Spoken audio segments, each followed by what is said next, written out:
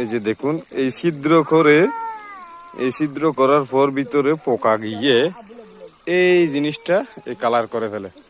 দেখুন ধানের কালারের সাথে মিল আছে, এটা চোবা হয়ে গেছে একদম কালি। তার মানে ছিদ্র কোথায় করছে?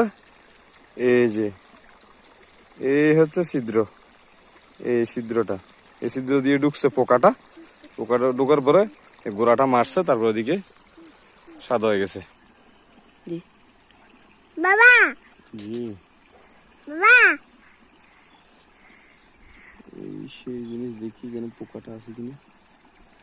দেখুন পোকা, এই যে পোকা এখানে বাসা বেঁধে বেঁধে বেঁধে বেঁধে বেঁধে বেঁধে উপরে উঠছে মনে হয়, আমার যা ধারণা।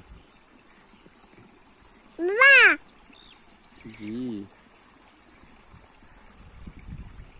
এখন এই পোকা কতটুকু গেছে দেখি। আচ্ছা, এটা এটা এখান থেকে স্টপ হয়ে গেছে, এদিক দিয়ে বেড়ে গেছে। এখন এর গোড়াটা একটু ফাঁক করে দেখি, পোকাটা কই।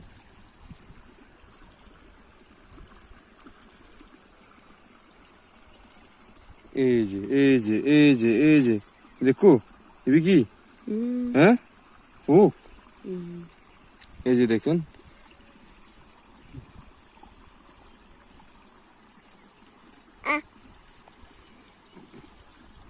এই যে পোকাটা,